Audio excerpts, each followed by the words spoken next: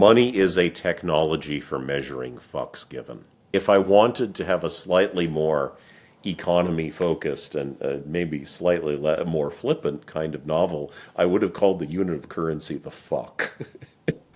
Because it measures whether you give a fuck. Anyone who claims to give a fuck and they're not spending their money on something doesn't actually give a fuck. And that's the worst part of government. It's not just that it takes a lot of your stuff. It's that it takes a lot of your stuff and then it pays smart people to do stupid things when they could be doing smart things instead. Anytime you subsidize something, by definition, you're artificially influencing people to do things that people don't actually give a fuck about. Because if they actually gave a fuck, they would pay for it themselves out of their own supply of fucks.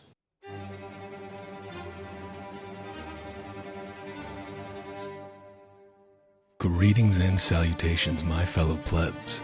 My name is Walker, and this is the Bitcoin Podcast.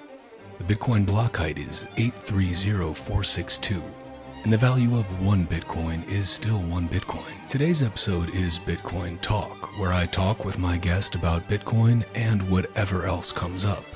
Today, that guest is Devon Eriksen, a software engineer turned science fiction writer who went viral for absolutely destroying the interim CEO of OpenAI after he suggested a 100% inheritance tax and some other fucking stupid ideas. I read Devon's first sci-fi novel, Theft of Fire, and I absolutely loved it, and I knew I needed to get him on the show.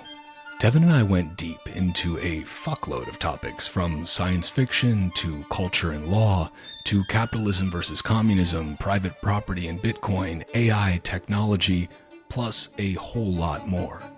If you are a Bitcoiner who, like me, spends most of your time reading about Austrian economics and, of course, Bitcoin, I highly recommend you take a little break and check out Theft of Fire. Plus, Bitcoin is mentioned multiple times in the book, so it's basically like reading a Bitcoin book, but a lot more fun.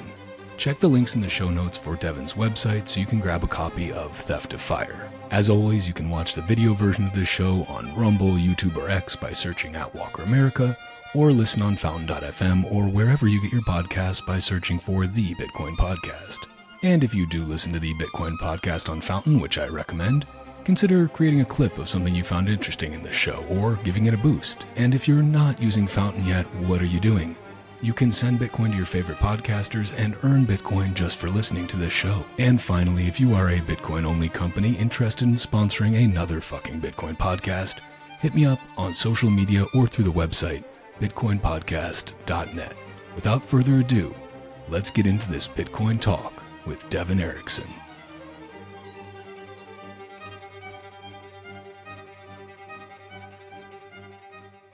A lot of things that are very valuable in retrospect, usually when they start out, they're just something that somebody thinks will never amount to anything.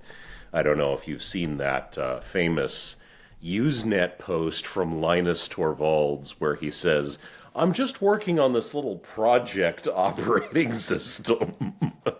So, sometimes at the beginning of things, you get moments like that. So, you don't underestimate yourself, and you always try to write down your thoughts and record what you're saying and capture it all, because you don't know what might be useful later. Amen. So much, a lot of brilliance and beauty happens in serendipitous moments that are not planned. Yeah. And to quote you, plan is a list of things that aren't going to happen. Yeah. Yeah. It's like you always have to plan, but you always have to revise the plan. I always planned, for example, to sort of, okay, there's going to be this arc between unknown scribbler on the internet and hopefully A-list novelist. But we never thought that path would go through anti-communist rants. That is precisely how I found out about you, it was that back and forth that you had. Although I don't even know if it's quite fair to call it a back and forth with Emmett Shear, Well, he because blocked me fairly quickly. did he really? Oh yes, oh Oh, yes. Like the second message, basically, I said something, he said something, and I said something, and he blocked me. So, it's kind of a disappointment from sort of his personal growth perspective because, I'm sure that his feelings were hurt and that's regrettable. But usually in these teachable moments that we're going to learn something, usually our feelings are hurt because it's always more difficult to change your worldview to accommodate something than it is to assimilate something into your existing worldview. But that's such an important skill. I think maybe there's like a couple of personal traits that are key predictors for success in life, and that's high IQ, high agency, and high teachability. And this man is sitting here pontificating on how he would organize society if he were king. And he's saying, I think that everyone has potential within them, and I want to make a world with equal opportunity for everybody because you're all smart, and therefore I think we should confiscate everybody's inheritance and just redistribute it. And it's like, then when somebody says, that's a terrible idea, you've destroyed all of the legacy and all of the multi-generational technical know-how in your culture, and you've forced the sale of every asset, and you've made all the wealth flow through the government, which is known to have sticky fingers. And then when somebody objects to that, he says, "Hey, why don't you understand that I'm trying to help you because I respect you?" No, you don't. I'm just trying to fucking help the respect us. plebeians. You don't fucking respect us. If you respected us, you'd listen. Amen. It's these And the people funny, who see themselves as these abstract philosopher kings because they got slightly fortunate in the market and knew how to do one thing well. When I want to make a video game streaming website, I'm going to call Emmett Shear. Well, maybe not now, but and abstractly I would. Um, when I want to make a video game streaming website, when I'm going to design a society, I'm not going to say, gosh, what does the founder of a video game streaming website think? Maybe the one is just a little more complicated than the other. Maybe the one is this problem that we have been trying to solve since human beings first learned to bang the rocks together. And, is just, yeah, and I think one of the reasons that this kind of rant sort of resonated is that people see this kind of thing and they get scared. And they're right to get scared because this person is an eminent public figure and senators will take his phone calls. And then you see this very, very simplistic first order thinking coming out of this guy, and it's scary because it makes people start to wake up to the fact that the people in charge aren't any smarter than you. They're just meaner and greedier. And, then when somebody says, no, that's stupid, you're being stupid, stop using wisdom as a dump stat, and start paying attention to all of the other people around you who have skin in the game. They're affected by these things. They're not just sitting on top of a stack of $500 million pontificating about how we should rearrange the universe according to my game theory. Well, and read some fucking history too. Like this isn't some theoretical thing. Yeah. You don't have to look very far to find many examples of exactly what he's suggesting throughout history. My wife's family, her dad defected from communist Romania. Like this literally happened to their family. Yeah, well, and they always say, well, it's not communism. Well, it's the same sort of cluster of things where you're centralizing everything in society in order to control it because you think that you're so smart that you can just sort of tell all of humanity their marching orders and everything will work out fine. And, communism, Marx said that religion is the opiate of the masses, to which some wag responded that communism is the opiate of the intellectual. And the reality is that socialism doesn't appeal to the intellect. It appeals to the intellectual. Because the intellectual, per Thomas Sowell, is someone whose work product is ideas. And they like to think, oh, I'm going to sit around and I'm going to think of ideas, and then I'm going to fix all the problems in society by thinking of ideas, and everybody is going to stand up and clap. And the thing is that when you have an idea, you need people to go along with it.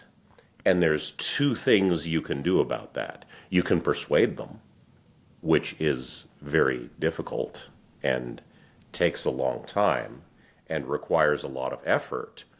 Or you can centralize all of the power in society.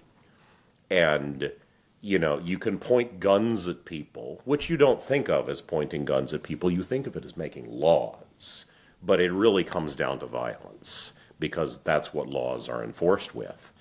And this centralization of power represents this sort of treasure trove of power for implementing intellectuals' ideas. It's like, here's the one ring, and if you have the one ring, you can make your ideas into reality.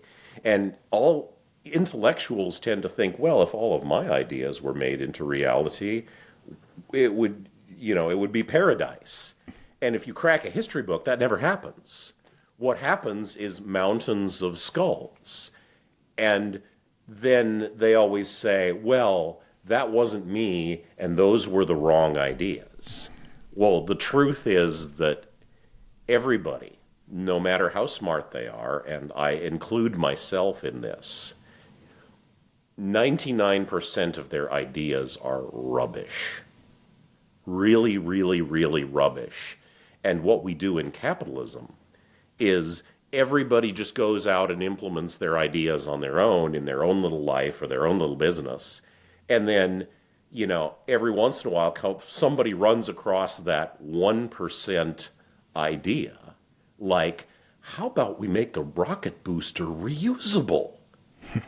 And then it works, and everybody goes, we're going to imitate him. And then that idea spreads.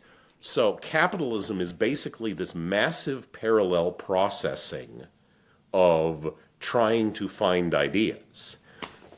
And let me tell you, nothing will teach you that most of your ideas are rubbish like writing a novel. Seriously, it's a process of about 6 months to a year, depending on how persnickety you're being and how good you are and how fast you are. But when you crack a finished novel that's good stuff, I mean, it's not shovelware, then you always get this phenomenon of, wow, this writer is so brilliant. Every page of this is just dripping with good ideas. And you have to understand, and people say this to me, and I'm like, well, thank you. But you have to understand that you are taking 20 to 24 hours to consume a year's worth of all my smart ideas after I had thrown away all the bad ones. So when you write fiction And when you go over it and over it and over it and edit it and edit it and edit it, you realize that, most of the stuff I come up with on a daily basis is stupid. You just throw away all the stupid ones. And that's what capitalism does. It throws away the stupid ideas by allowing businesses to fail and keeping the good ones. I love that analogy. And, I think we're already in it, Devon. I think we're already diving in, if that's okay with you. Sure. Yeah, absolutely. Because you are already like inside my brain as far as some of the things I wanted to talk about. So this is fantastic. Well, and, one of the functions, this is great. Sorry. No, I was just going to say, before we get going, I want to just have you kind of introduce yourself a little bit, but finish that thought first. Finish the thought first, then I'll ask you one simple introductory question, and we'll roll from there, if that sounds good. I'm afraid I lost it, so I'll introduce myself to you first. Yeah. Who are you, and how'd you get here today? I am Devon Eriksen. I am a retired engineer who just sat down one day and started writing novels. It's like, okay, I'm retired. I can do what I want. When I was a teenager, I wanted to be a science fiction writer, and some adults said, "Oh, honey, that's a stupid dream. You should do something else."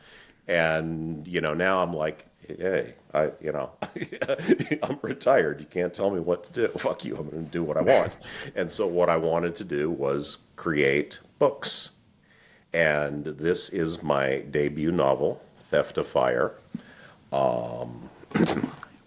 It is the first of a 4-book series. And we came out about exactly 3 months ago, I think. And so far, we're doing pretty well. We've hit the top 10 in hard science fiction on a few days.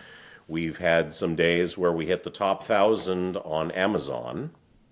And that's all of Amazon. So that's like every book ever published. And then... Okay, well, my agent is trying to coach me. Stop that. Shut up. And, we just had a nice post on Twitter today where John Carmack finished it and endorsed me and gave me a nice shout out. So that was fun because John Carmack spent a lot of time entertaining me when I was young. So I'm happy to be able to a little bit repay the favor.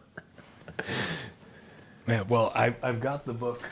I figured I'd, since I have you, I have to put it right behind me as well. So your agent for their benefit, there it is as well. Yes. I just finished it. I absolutely loved it. I read about probably the first quarter of it out loud to my wife and newborn son. He's like 2 months old, so I think a lot of it went over his head. Yeah, I think I didn't. I didn't really target the still in diapers demographic very much. It would have been a very different book. Yeah. Well, I read the rest of it just inside my good old head because it turns out I wanted to finish it a lot faster and couldn't quite put it down, and so went through the rest of it. And I've got to say, it's a fantastic story from the characters, how they develop, the fact that you told it in first person through Marcus's experience of how he's going through these, couple of very meaningful relationships for him. It made all the difference to me, and it felt so much more real. Yeah, that decision was a calculated decision that presented a great deal of difficulty for me because that was a complete showstopper for getting published through any traditional publishing house. I had various editors and agents completely shut down the moment they found out it was written in first person present tense. I literally had one guy from a major publishing house at a convention hand me back my sample chapters, holding them up with his fingers like this, for those of you who can see the video, as if I had handed him a dead spider. And he said, "Rewrite it in the third person. You do know what third person means, don't you? And it's like, okay, I can see that I am going to have to publish this myself. Because the whole point of, not the only point, but a major point of some of the character arcs is how people misinterpret what they see and misinterpret other people through the lens of their own experience. And the story is very much about three characters learning to understand each other and learning to work together.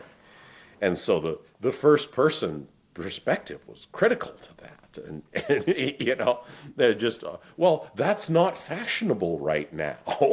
Well, okay, I'll publish it myself and I'll make it fashionable. Because I don't think that the book buying public is subject to silly whims. I think that is something that publishers just sort of come up with so they can fool themselves into thinking they're divining the market or something. And, they're not. They're not. It's the only thing that is really that readers are into is good writing. And I think that all of these things that publishers think are trends, like, in early 2000s, oh, dark fantasy is really hot right now. Well, no, George Martin is really hot right now. And you get all these editors telling Brandon Sanderson, can you make it darker? Well, no, and he shouldn't. He's Brandon Sanderson. He's not the next George Martin. He's doing his own thing. And every good piece of art comes from, not that I necessarily include myself, that's other people's decision, not mine. I would. I just make the stuff. I include good fiction in art. But it is. Every piece of art that is genuinely good, and I include George Martin's work in that, even though he is a fat, lazy slob and doesn't finish his work, every good piece of art proceeds from a singular artistic vision. And that can come from one person, or it can be shared between a couple of people who communicate really well. But there's always one vision in charge. You can't make good fiction, and you can't make inspiring fiction. You can't make fiction that makes people feel something by committee. And that's why you have nothing to watch these days. Ain't that the truth? It is kind of absurd that you see, if we talk about, let's say, Hollywood as a blanket term, the only science fiction that you see, and it feels dirty even calling it that, is just recycled versions of what was popular 20, 30, 40 years ago when they were actually new and innovative ideas, and now they're just recycling it with new little tidbits thrown in that are trendy right now. Well, the storytellers who knew how to innovate and were willing to do so have largely aged out of the business. So the problem is deeper than just this sort of far left, woke, neo-Marxist messaging. The problem is that the people who have done this their entire career, this kind of messaging, and that's really just how they show off for their friends. It has nothing to do with the audience. The people who have done that all their careers, they don't know the principles of storytelling. They don't understand what makes a story engaging. They don't understand how to make characters relatable. And there's lots of people who could tell them, and there's lots of books they could read to learn that. But the prerequisite to learning anything is that third attribute I talked about, that teachable attitude, that willingness to restructure your view of the universe to accommodate this new information that you have. And what we see today in this sort of Disney, Star Wars, Marvel's designed by committee films full of big CGI fight sequences and Joss Whedon style quips is that when audiences say, we don't really like this, what they do is they call the fans racist or sexist or somethingist. They double down on what they're doing, and they say, no, it's not my artistic vision that's wrong, in the sense that they have one at all. It's, you guys are wrong fans. You're supposed to like it. Well, as an author, you don't get to say that. You are the god of your universe, but you are not the god of your audience. They are guests in your universe, and it's their decision whether they like it or not. But these people can't accept that because they've based their entire worldview around what's popular in their own social circle, and they simply don't have the storytelling skills. They don't know how to do it. And that's one of the reasons why I decided to write like I did, is that I spent my youth, a lot of it in the back of the public library before they all got made into homeless shelters, with this big stacks of classic science fiction, by people who really knew not only how to entertain, but how to fire the imagination. And it's like, okay, I want to make a 21st century version of this. I want to make something that captures that same feeling, but is updated a little bit because the technology is updated a little bit. No, I love it. And, one of the things that I really enjoyed about Theft of Fire was it, first of all, the narrative itself and the story was wonderful. But the fact that, one, you clearly did a ton of research and put a lot of energy into making sure the science actually worked. Like the science part of the science fiction was actually plausible. And that makes a huge difference when it's actually believable. The other thing is just that it felt, even though a lot of the subject matter itself is dark at times and you're dealing with these, these difficult situations, the overall message felt more hopeful. I mean, it is ultimately a story of transformation and of hope and of what is possible. Mm-hmm. And there was also an element of realism. Yeah. True realism, not just dystopian mumbo jumbo. Yeah. Well, for a light to be clearly visible, you have to take it into dark places. Yeah. And one of my inspirations was a very excellent video essay called "Is Superman Still Relevant?" And there's a lot of people nowadays who think that he isn't. And Superman, once he sort of got going and, people had a clear idea of who he was and he got out of the roots of the original storytellers, sort of started trying to do FDR worship and this kind of thing. Superman was an aspirational character. It's not a story about a man who can punch the giant robot harder than the giant robot can punch him. That's not really the core of the story. The story is about aspirational morality, about a good example. And, a lot of people, this was written in a very hopeful time when America was very ascendant and we had a strong sense of cultural unity. And I think the reason that a lot of these corporate writer hacks are now more interested in comic book villains is because they have a hard time identifying with that kind of ethos, because they're busy like, okay, I have enough trouble in my own life. I'm just kind of hanging on by my fingernails.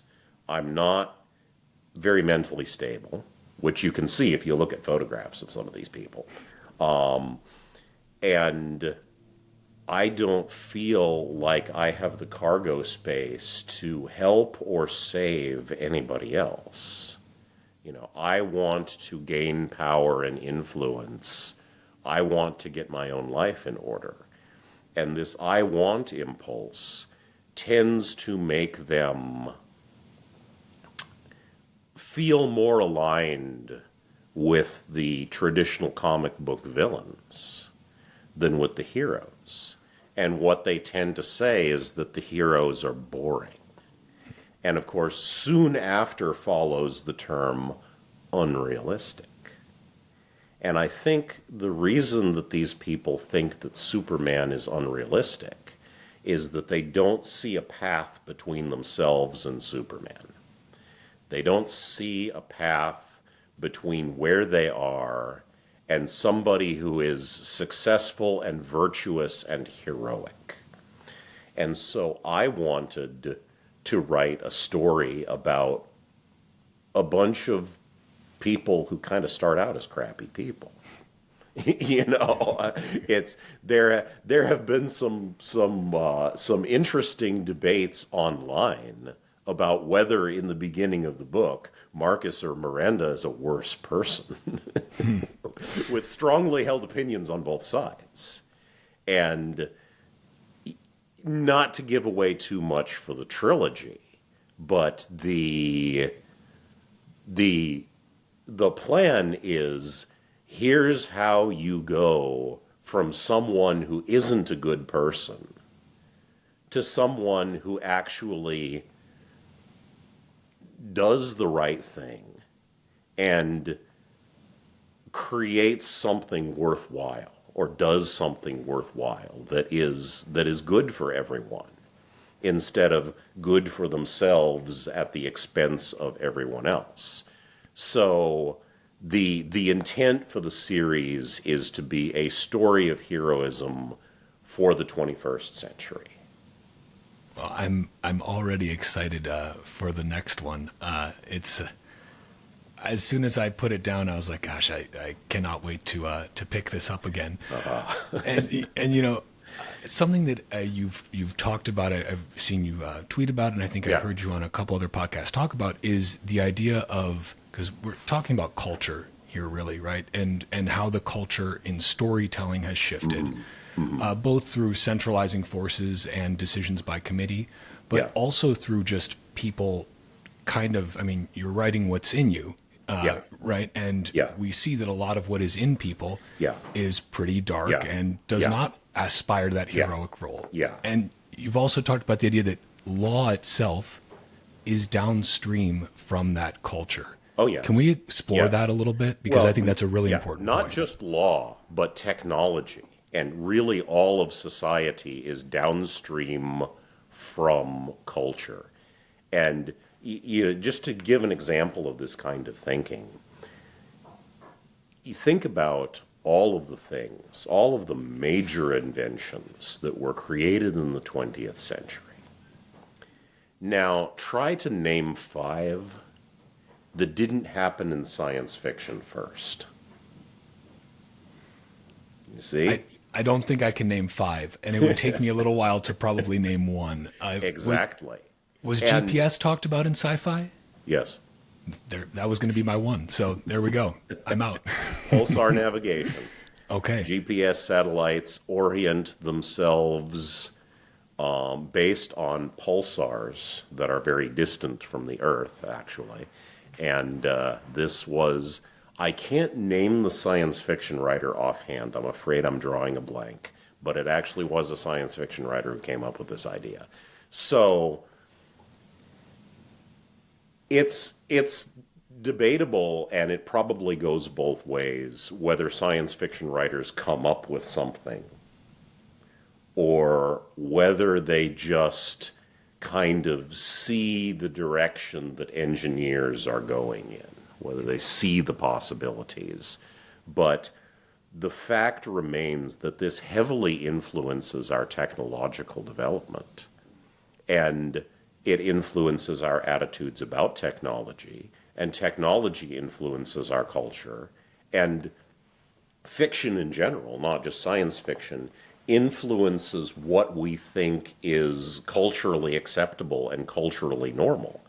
You know, we've been telling each other stories around the campfire since we developed language. And stories have always been how we transmit our values, how we talk about what we think is true and important. And I think one of the reasons that a very small number of people who are on the far, far left have come to have a disproportionate cultural influence to where everyone is sitting around on the internet talking about them and censorship and how our society is going to hell, you know, due to the influence of like less than 1% of people who are into this madness. You know, the reason for this is that other cultural forces somehow developed this attitude that art was lost, that art was lost territory and we should just surrender it. And that's okay because fiction is for babies anyway. Well, even if that were true, babies grow up. You know, read me a story, daddy. You know, you can mock stories all you want by suggesting that they're for kids who say that. But, you know, if you don't do that, then somebody else is going to read your kids a story. And then that person is going to be daddy. And what is that story going to be about? You're not going to control it. So if your cultural viewpoint is not creating art, you know, whether that be movies, television, books, audiobooks, cartoons, you know, comic strips, whatever it is that tells a story, if you're not creating stories, then you are dying.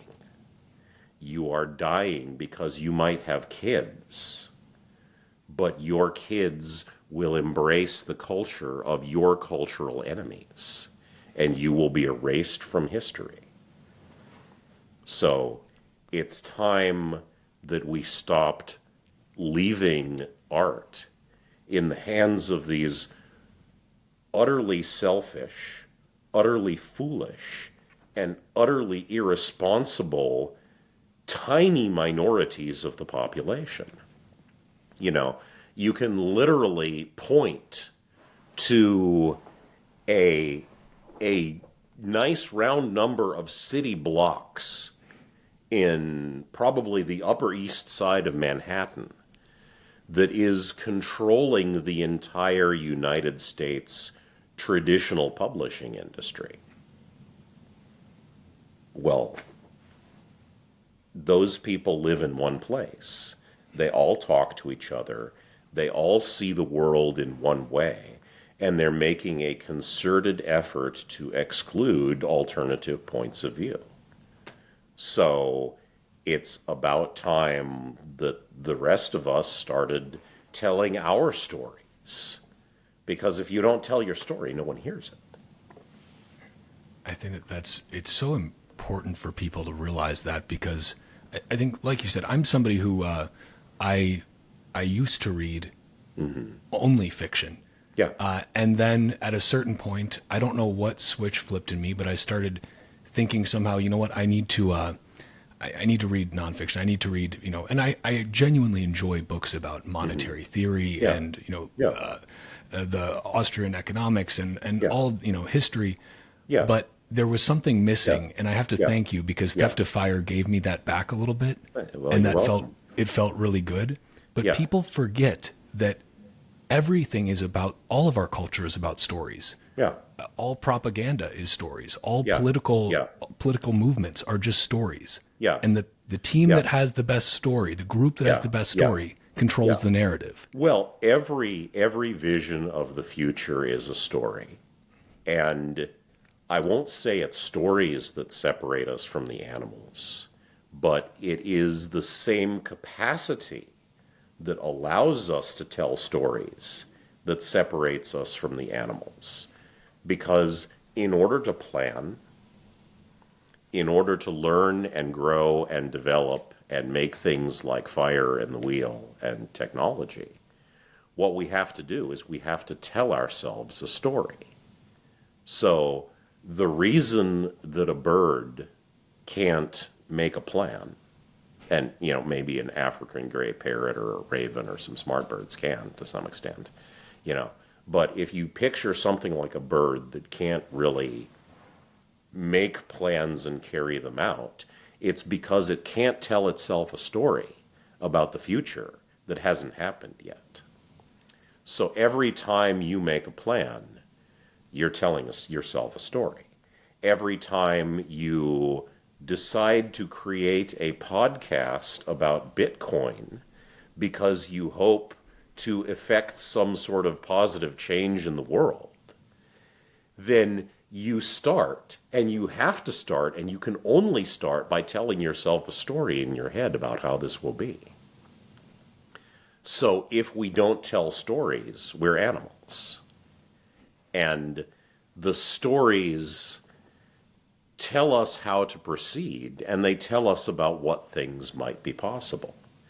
So the reason that this tiny percentage of lunatic neo-Marxists, and I'm not talking about people who vote Democrat, I'm talking about really this fringe of lunatic neo-Marxists. The reason they have influence is everyone else was asleep at the wheel while they got influence over how our culture told itself stories. Yeah. And sorry, the reason that everybody feels despairing about the future, despite the fact that we have all this cool shit and we're about to go to Mars, is that they tell stories of despair and we read them. And so we're listening to all this dystopian nonsense about windmills and solar panels and austerity instead of building nuclear reactors and colonizing Mars. It does become absurd at a certain point. Yeah. It just, if you look at let's say the stories that we tell ourselves around energy, because this is something, you brought up this is a Bitcoin podcast, but we talk about whatever comes up here, because there are many things downstream from, or I should say, money is upstream of many things. Bitcoin is an element of a plan. Yeah. It's an element of a plan based on a goal that we want to be free. We want to be free to control our own destinies and make our own decisions. And one of the ways that people who want to centralize power, this gets back to socialists and intellectuals and people with central plans that they want the rest of us to be chess pawns and carry out. One of the ways that they centralize power is controlling money supplies and printing money and this kind of thing. But Bitcoin is not this thing that can succeed or fail on its own, because it's part of a larger, not even a movement, but just a goal, a desire to not be moved around like chess pawns, to make our own plans, and a plan is a story, and to carry out those plans and have our destiny be determined by our stories that we tell ourselves, and not by a story that someone else invented to indoctrinate us. If you want to keep your Bitcoin safe from the communists and the totalitarians of this world, you need to take it off an exchange and into your own custody. Go to bitbox.swiss/walker and use the promo code Walker for 5% off the Bitcoin-only BitBox02 hardware wallet. It's fully open source. You can go to their GitHub and verify for yourself. You don't have to trust me. It's also super easy to set up, and it's a great tool for seasoned psychopaths and new Bitcoiners alike. When you go to bitbox.swiss/Walker and use the promo code Walker, not only do you get 5% off, but you also help support another fucking Bitcoin podcast. So thank you. You know, my vision for telling my stories was not just to get my vision of the future out there to say, hey, we're going to colonize the solar system and it's going to be cool. And we're going to build AI and it's going to be cool. And we're going to tamper with our own genome and it's going to be cool. It was also, I told a story. You can tell a story too. There's nothing stopping you. You know, there's no big publishing house behind me. It's just, you know, I'm some weirdo with his two wives in a little house somewhere in Tennessee, and that's it. You know, and here I am, you know, selling all these books, and it's great. And you can do that too if that's what you want to devote your time to, you know. Or you can make a podcast, or you can make some other kind of art, or you can start a company and train AI entirely on classical Greek literature. Right. You just make a plan and build something. You don't need permission. You know, and I think the beauty of what you said about just like you're just a guy, right? Yeah. Who decided to do this, and you made that decision. Yeah. And it was actually possible to do that today. Oh, yeah. And to get recognition and be seen at scale because of decentralization. Because the tools are there. Because the tools are there, and the institutions that have been captured by proponents of this anti-human, anti-life philosophy, these institutions are rotten from the inside. They're weak. I love competing with TradPub because they suck at this. You know, 50 years ago they were powerful. 50 years ago they had mind share. 50 years ago they knew how to tell a story. Well, now they don't. Now they don't. Now, you know, teenagers aren't reading anymore because we haven't given them anything to read. They haven't lost the ability. They're not dumber. They're not dumber than previous generations. In fact, in some ways, they're smarter because they know how to take something toxic and set it down and not look at it again. We just haven't given them anything to love. You know, the beauty of what you just said also is you talk about going up against TradPub, right? Yeah. And that you like that fight because they're bad at this, and that parallels so well. Yeah. I mean, to media and communication in general. Look at cable news versus Tucker Carlson, who just got however 120, 30. I don't know what it's up to million views. Does anybody watch cable anymore? I think it's only on at airports. I'm pretty sure that at least 60% of the viewer base of cable news is just forced viewership at airports. Yeah, I'm almost certain. Who reads the newspaper? Like, really? It's mind blowing. Yeah. But you know, they know that they're losing power too because they are big and slow, and they're the incumbent.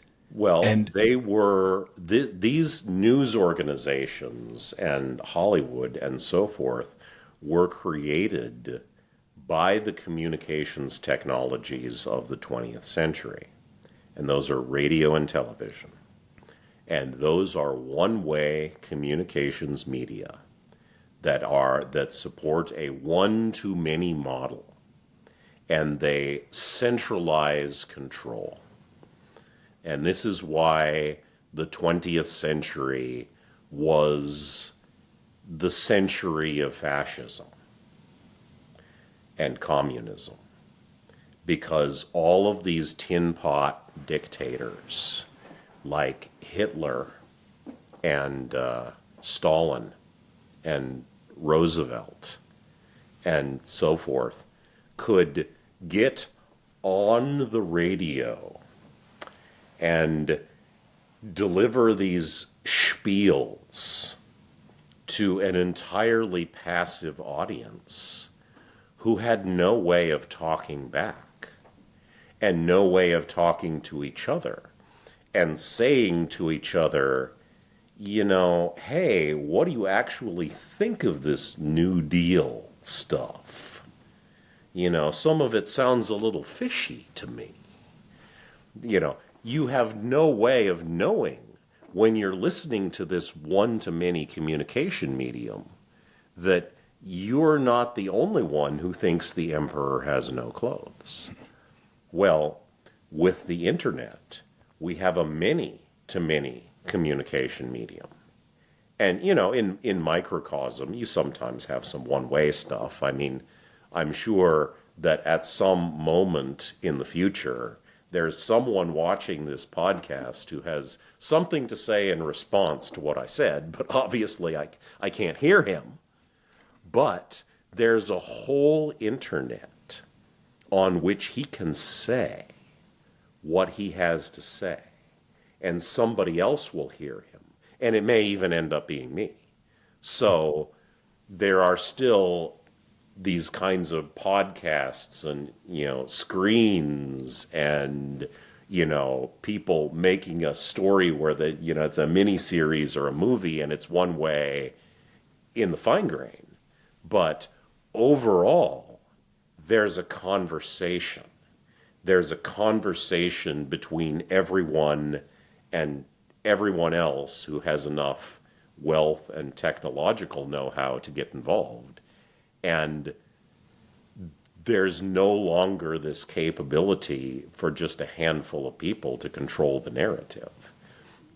And every time they try, because there have been various attempts. I mean, the Democratic Party basically bought Reddit before the 2016 election.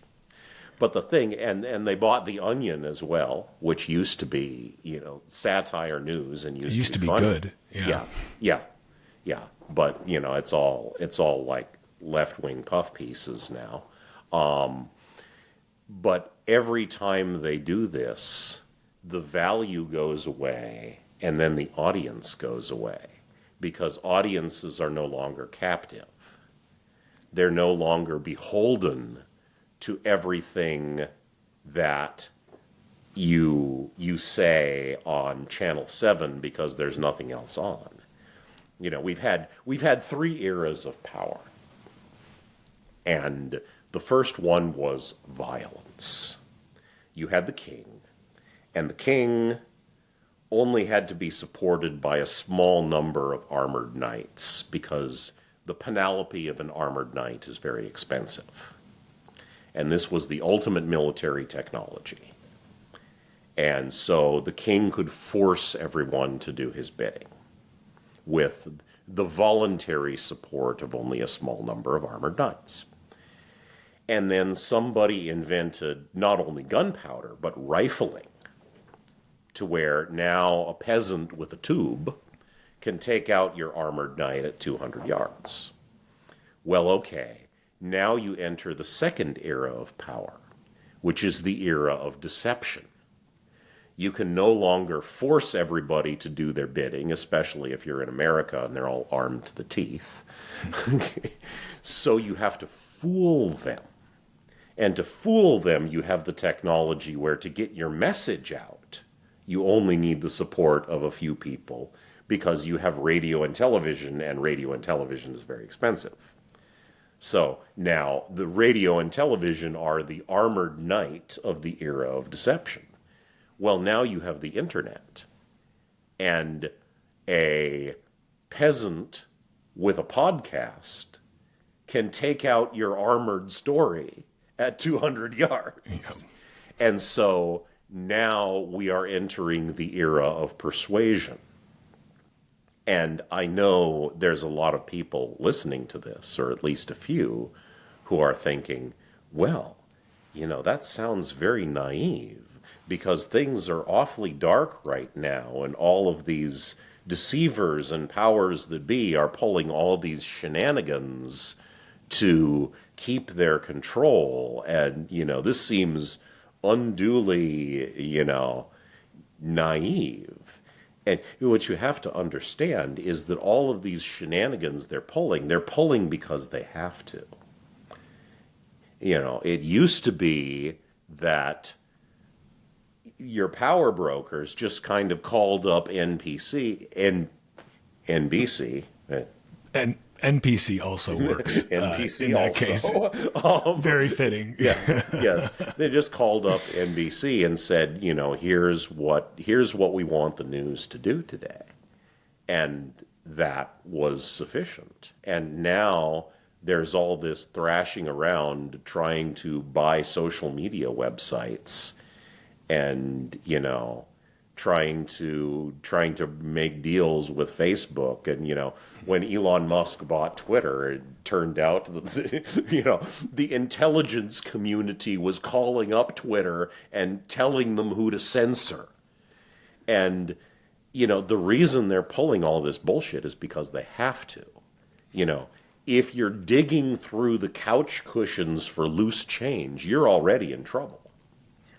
So this kind of thrashing around in desperation shows that on a larger scale, the tide is turning against people who achieve power by manipulating. And in the future, leaders are not necessarily really going to be those elected to office at all. And they're not necessarily going to be those with billions of dollars.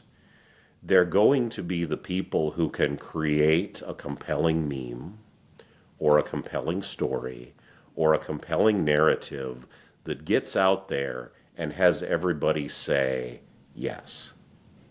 Yes, I believe what you say. This stirs something in me.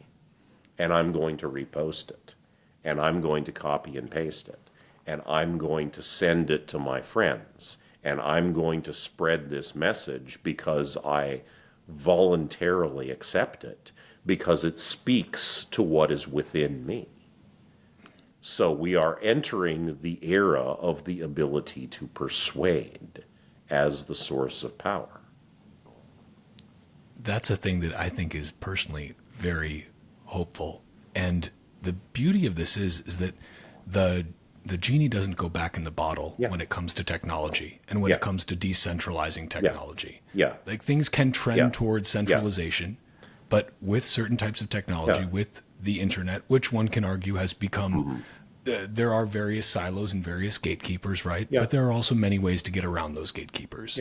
Well, there are various silos, but it's no longer one big silo. Exactly. Where one people or person or group of people decides who's allowed to be in the silo and who is shot, and but they are terrified of this. There's a new protocol for I would call it a protocol for publishing, because that's really all it is. It's called Noster. Perhaps you've heard of it. It's notes and other stuff transmitted by relays. I don't think I have. I'll send you some stuff on it afterwards. The reason I bring it up is it's as simple as possible a protocol as it can be, designed by an anonymous guy. All anyone knows is he's from Brazil, and he just built this thing to be social media as it was meant to be. But the beauty of this is, like Bitcoin, it is just a protocol, and it's all open source, so anybody can take it, copy it, create whatever they want. They tried to ban multiple clients on this protocol in China, and people just used other clients or built their own, found ways around it. The internet you can't stop interprets censorship as damage and routes around it. Exactly. And this is such in my mind, yes, there are plenty of reasons to be gloomy, to be to worry about the future. Well, but there's hope. Bad things are always going to happen. And it's easy, looking at the latest bad thing that happened is a little bit like checking your stock portfolio every day. You're going to get depressed. You're going to get depressed because the losses are going to weigh more heavily on you than the gains. But just like the market trends up forever,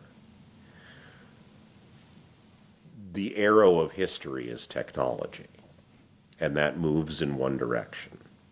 And technology sometimes makes things worse, but it makes things better more often than it makes things worse.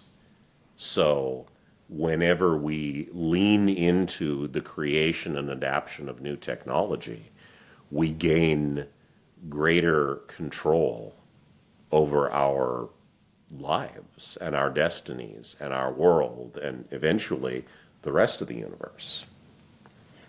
So, because we're not staying here. We're going places. We're going to colonize the rest of the solar system, and then we're going to colonize the stars. And, we may have to physically remove anyone who tries to stop us, but we're going to do it. And so, when you look at it from that perspective, when you look at it from the perspective of, would I rather be alive in 1042 or 2024, the answer is always very clear. We gain power by understanding the universe and implementing technology based on it. And gaining power is a good thing, despite what Hollywood movies have tried to tell you for the past however many years. It's like, anyone who wants to gain power is evil. No. Gaining power allows you to shape the universe, and it's up to you to have a good vision for shaping the universe. But there are more good people than evil ones. There are more pro-social people who want to get along and cooperate with others and have a culture that helps all of us than there are evil people who just want to rob. And the reason we know that is that we have a civilization at all. We are a pack animal, and we instinctively seek to get along with the pack and help each other. And those who don't are broken people. And they gravitate towards sources of centralized power. So we are starting to remove the sources of centralized power. And the broken sociopathic people are panicking. It's delicious, though, isn't it? Yes. To taste the panic a little bit? Yes. One thing I want to touch on, because I've seen you talk about it a lot, and I think you've brought up some really great points and also explained them in ways that even a neo-Marxist could probably understand as they relate to private property. Yeah. And because we were talking just in general about centralization. And ultimately, the goal of centralization is to centralize everything, right? The goal of communism was to, and of course, the goal of centralization is to be the central power and have everyone else be your slaves. Yep. And we've seen this time and time again. It's not the means of production to the people. It's a few people in a room deciding what's best for everyone. Who claim to represent the people. Oh, and they're so gracious, it's aren't always, they? We represent the people with a big P, and they hate people. Yep. And it's always that, and their argument is always necessity, and their argument is always, I will be a benevolent master. And of course, the refutation is, that's the evil is being subordinated. It's not having the wrong master. It's being subordinated in the first place. And I want to set you up with this, if I can. But you were talking about private property. Yes, but that is that it runs right along to it because the whole purpose, let's loop it back to the law as well, right? The entire purpose of the law is to organize the collective defense of private property. Yes. That's really what the core purpose of the law is. The law has been perverted to what it is now. Civilization. Property is civilization. And this is the critical thing to understand, because everything that we call civilization is a piece of the environment, things lying around that we have taken and invested effort in, and we have made them into something useful. And the reason people are willing to do that is that other people can't then come along and take that from them by force. If someone can come along and take whatever I have built with force, I'm not going to waste my time building anything. I'm just going to sit around trying to feed myself day to day and pursuing immediate pleasure. I'm not going to delay gratification to invest in anything, because then that investment will be wasted. And this explains where property rights come from. This is a debate that has gone on for thousands of years. Where do rights come from? Are there rights? Are rights given by God? And then somebody comes along and says, I talked to God and he said you should do what I say. And, other people have these elaborate intellectual construct where rights are inherent in a human being, and they write pages and pages and pages of philosophy books to try to rationalize this bullshit. And here's where rights come from. We made them up. We made them up. We just invented this shit. It has no basis in reality. We just invented it. But we invented it because we needed it. The concept of rights is a piece of technology. It's a piece of technology that allows civilization. And it all boils down to property rights. It all boils down to this basic rule that if someone invests and builds something, they own it and they control it, and you can't take it from them. And that is what built not only empires, it's what built our entire technological stack. It's the reason that we are not living in grass huts in Africa. And that's why property rights are absolute and absolutely important, despite the fact that we just made them up. Because without them, nothing works. And we can all go back to banging the rocks together. And I think it's so fundamentally important that people nothing else matters without that fundamental right to keep what you have made and used your time and energy to create. Yeah, exactly. And when you have people who are in the sorts of government offices and these kind of positions of power trying to weaken property rights, what you have to realize is that these people are trying to tear down civilization. And the reason they are trying to weaken property rights is to make it easier for them personally to take your stuff from you. They are willing to burn down civilization so that they might be king of the ashes. It's psychopathic parasitic behavior is what it is, because these types of people, they're rent seekers, is what they are. It's worse than psychopathic, because most of your smart psychopaths understand the value in making a deal with people. You can get along with a large portion of psychopaths.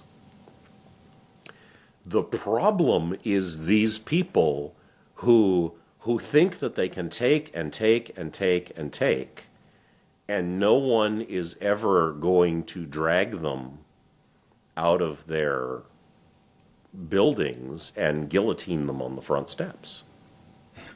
And that is what eventually happens when you push people hard enough. Just saying what you'll find in history books over and over again. When people don't care about abstract philosophical concepts like freedom, they care about their quality of life. And property rights is where abstract concepts like freedom and quality of life intersect. because it's an abstract philosophical principle, but you sure as hell don't have any quality of life without it.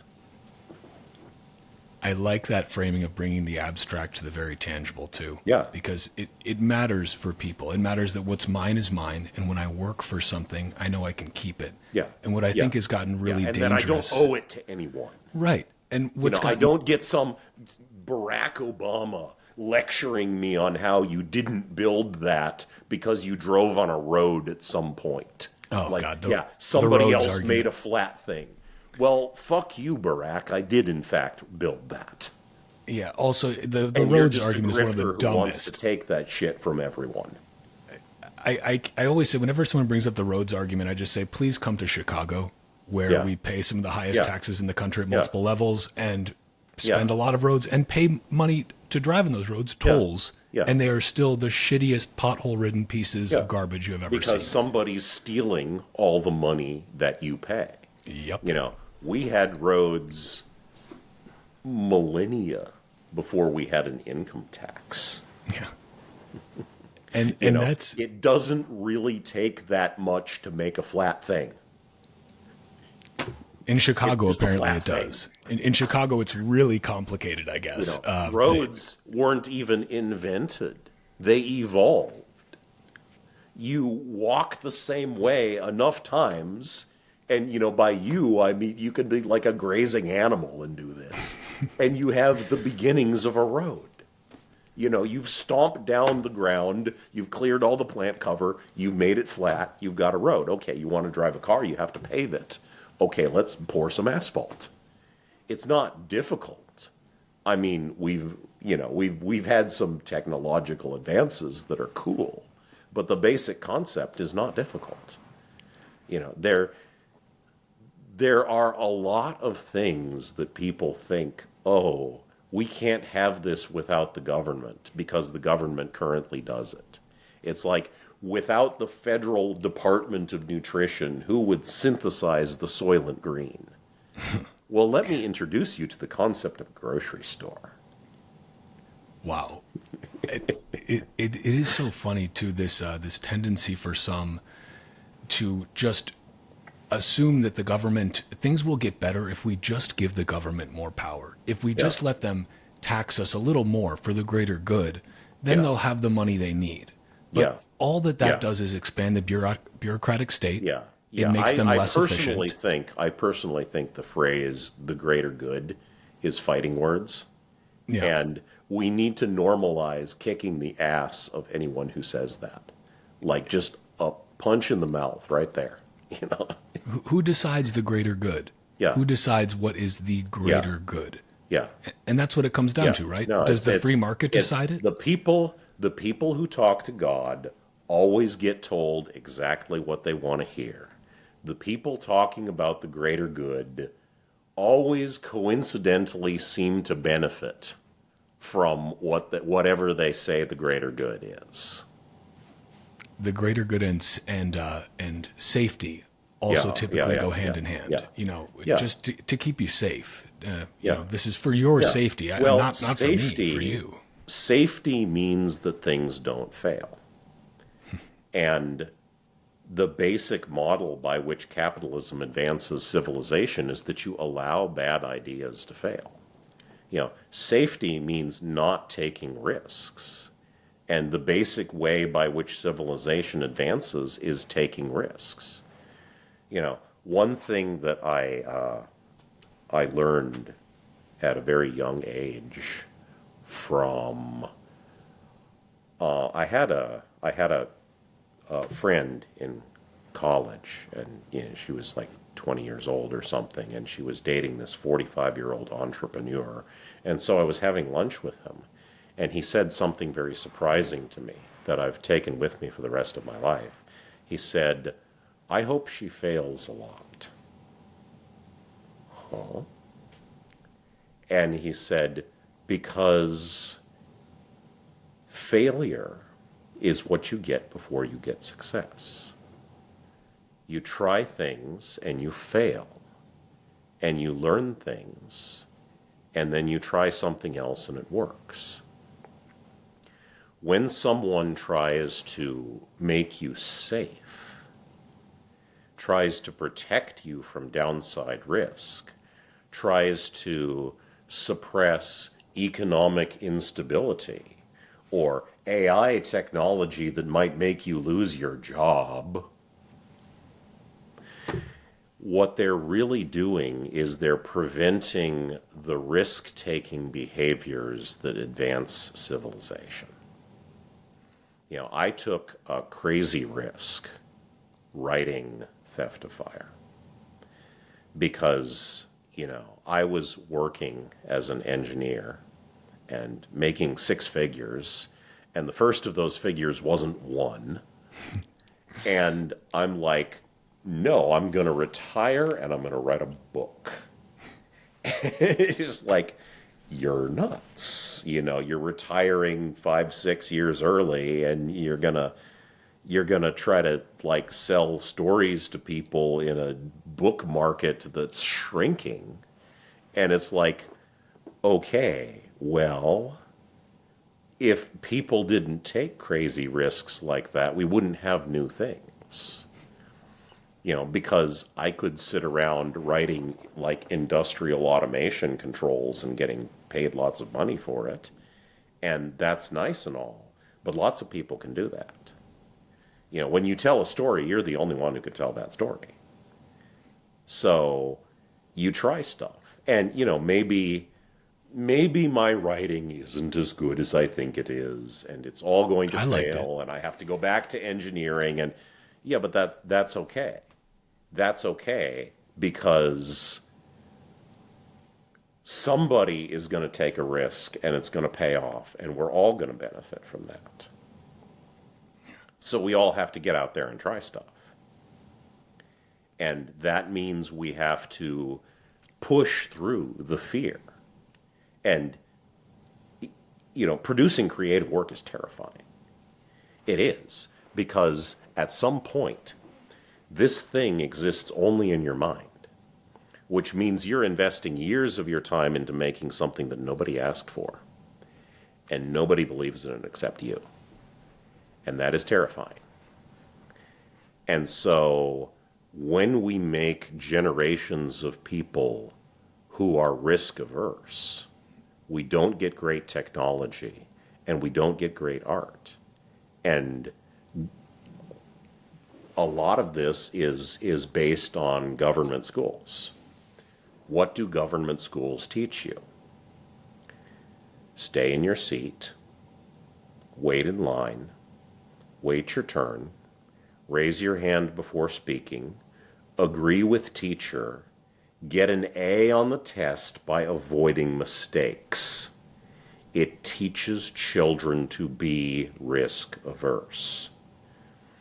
And then you come along 20 years later and you tell these children, well, you know, you can start a business, or you can go to college and get a degree in sociology.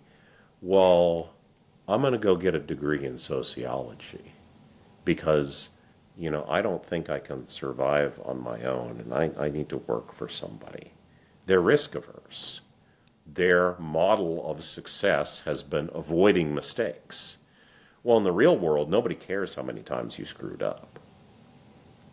You know, people who like my writing, they absolutely do not care how much shit I deleted on my own computer before I put together what I put together. You know, people don't care how many times you failed. They don't care about your failures. They care about the magnitude of your eventual success. It's for what it's worth, I was homeschooled up until high school, and then went to high school. I envy you, sir. Yeah, the older I get, the more grateful I am to my parents. I will say that, because homeschooling is also a labor of love, you know, and that's I'm very it's grateful. an investment in your children. Yeah. And, you know, so Mom and Dad, if you're listening to this, thank you yet again. But, you know, it's so funny. I found some of the spark that they gave me when I was homeschooled, and, you know, got my work done in 2 hours a day by reading my textbook front to back. Yeah. And then got to school and realized, oh, wow, I thought I was going to be behind. I thought, what if I'm an idiot? What if I'm just a big dummy? And my parents Yeah. screwed it up. Yeah. They were English majors. I thought I was pretty good at math and science, but I don't know. And then I got to school and I realized, oh my God, this is so painfully slow, and we are catering to the lowest common denominator. Yeah. And there is no creativity encouraged. Yeah. And we waste so much time. Oh, yeah. Yeah, a lot of people, they don't strike out on their own because they are intimidated. I spent almost a year trying to find agents and publishers for Theft of Fire.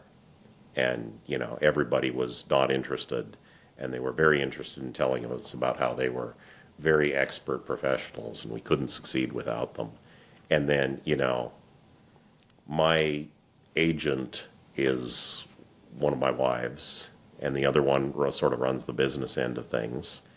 And we have professionals like authors and agents and stuff coming into us and saying, "What's your secret?" Well, our secret is that we finally figured out, if you want something done right, do it yourself and care about it and do your homework and try.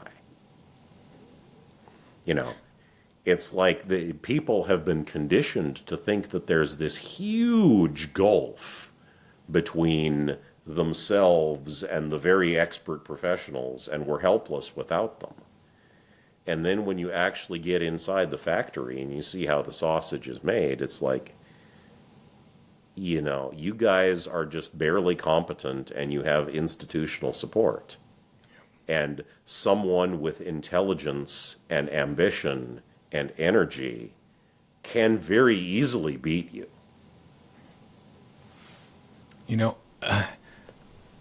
Back to the theme of hopefulness, I found myself in this Bitcoin space, community, whatever you would like to call it, over these last couple of years. I'm not one of those OG whales. I got in 2020 when I found out that we were just printing money out of thin air and sending checks to people. And I thought, well, that doesn't make any sense at all.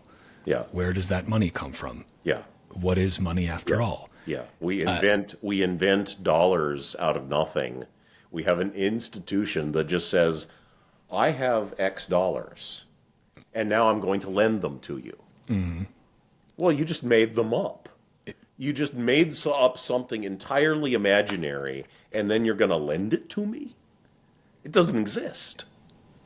Central bankers, in my humble opinion, are probably the ultimate rent seekers, because they truly just create something. They're out more of nothing. rent seekers than the actual rent seekers. Yeah. Because the guys who develop properties, it's like, the reason they're charging you rent is they took a burned out, dilapidated factory and they turned it into an actual building you can use. Yep. So they actually provided the right term. Yeah, they provided. They might need to rebrand that actually. The actual renters. Yeah, well, I was on a podcast with a real estate guy, and I was talking about how stories are upstream of culture.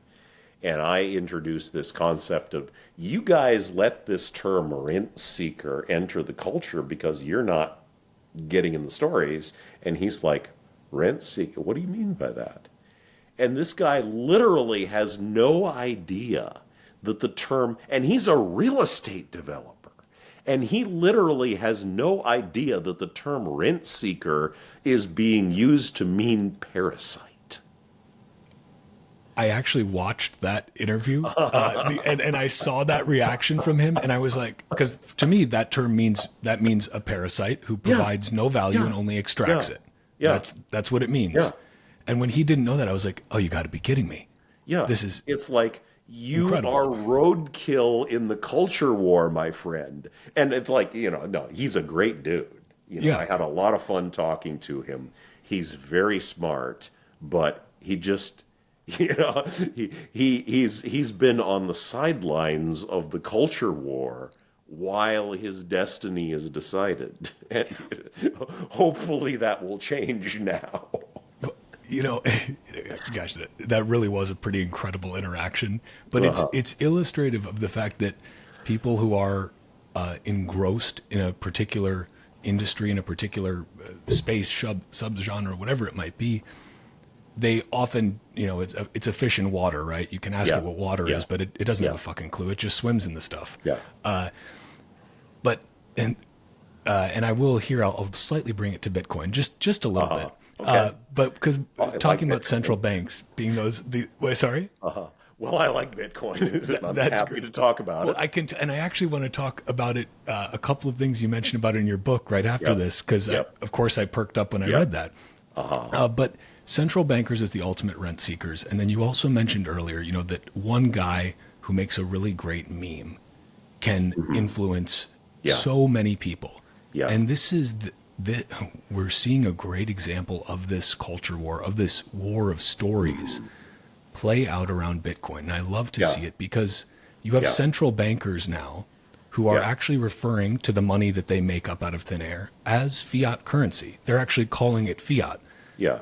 Which they were not doing a number of years ago in normal dialogue. Now, because a bunch of Bitcoiners and Austrian economists and gold bugs too, let's give the gold bugs some credit, have hammered that term in so much. 15 years ago, they started using it. 15 years ago, people thought Fiat was just a shitty car made by Ford.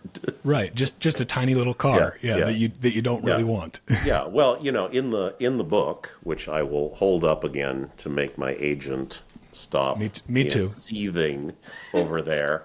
I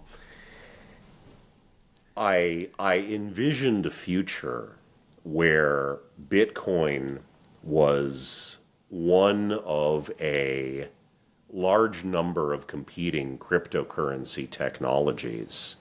And one of the ways that cryptocurrency works in a lot of this orbital space universe is that a lot of it is backed by stock. So this is essentially a decentralized stock exchange where you have this cryptocurrency asset which represents the stock in a corporation.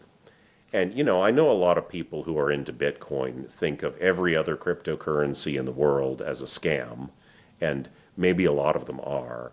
But I think that in any endeavor of the human condition, in any area of human technology, anywhere where you don't have competing alternatives that people can choose between, you effectively have a lack of innovation. You effectively have a lack of pressure to provide good service. So I didn't want to, while Bitcoin is a good thing, I didn't want to create a future where there is only Bitcoin. I wanted to create a future where you're walking through, the public area, in so much as anything is public in this world, and, there's the display showing the current exchange rates between Bitcoin and all these other competing currencies. Well, one of the things, it's people's choice how they want to store their wealth. Well, and that's the whole thing with all of it, right? Is voluntary choice, freedom to opt in. One of the things I love that you snuck into the book a couple of times was in for a mill, in for a Bitcoin. Hearkening back to the in for a penny, in for a pound. Or mills on the Bitcoin was another one, which was just kind of a hint to say, like, whatever the mills is representing, you leave it up to the reader. Maybe it's some sort of I deliberately left that vague. Exactly. But in my mind, of course, I'm like, going to dollars and thinking, oh, okay, the year is this. I'm trying to calculate. Okay, that'll be after the last Bitcoin was mined. It should be pretty interesting then. But well, I had this idea that a single Bitcoin was worth an awful lot, right? Because there's a limited amount of it representing the size of a sizable portion, like say 20% or so, of the entire orbital economy. And these people have been mining asteroids for 75 years. So that's a lot of stuff. And I love, again, that was one of the things that I mentioned earlier that I loved about the book was yes, it's set in the future. Yes, it's science fiction, but there's always these ties to the present that make it all the more real. And, thinking to take it slightly back to Bitcoin, and then I want to go in a little bit of a different direction because this is a Bitcoin podcast, but my audience will also hear plenty about Bitcoin on every other show. So I wanted this one to be a little different. One of the things that I think is important about Bitcoin, tying it back to property rights that you'd mentioned, is the ability to have that property, to preserve your own private property, and to have that be free of confiscation or rent-seeking behavior, which is what we see from these central banks. And Bitcoin emerged, and all Bitcoin is it's a monetary technology. All money is technology, right? Yeah. And the best technology, as you said, is going to win. Money and the one with absolute scarcity is... Money is a technology for measuring fucks given. You went exactly where I was hoping that you would go with that. I saw you say that money is a tool to measure how many fucks you give, essentially, and I was thinking that is beautiful. Yeah. Seriously, if I wanted to have a slightly more economy focused and maybe slightly more flippant kind of novel, I would have called the unit of currency the fuck, because it measures whether you give a fuck. Yeah. Anyone who claims to give a fuck and they're not spending their money on something doesn't actually give a fuck. Yeah. That's why the expression "put your money where your mouth is" exists. Yeah. I mean, the market, all that price is a signal, right? Yeah. It's a signal that the free market provides. Yeah. It's letting you know how if people many give a people fuck. care about this thing. And what that helps us do is it helps us prioritize. Like, here I am, I'm going to retire from engineering and I'm going to write science fiction novels. Well, how do I know whether the aggregate of all the other people values me more as a science fiction writer than as a software engineer writing, like aircraft maneuvering controls and credit card processing stuff. And, I worked for Oculus for a while. How do I know? Well, there's a concrete measure of fucks given. And in our current environment, it's not totally reliable because it's been sort of heavily regulated and manipulated and so forth, but there's still a percentage of signal there. And it's like, okay, I can make this sort of six-figure salary forever, or I can try to do something that's a little bit crazy and swing for the fences. And so, one of the reasons I want to make a lot of money as a writer is that I want a lot of money. But which is completely reasonable. I also want to know that I'm doing something that people care about. That what I am doing has resonated with them.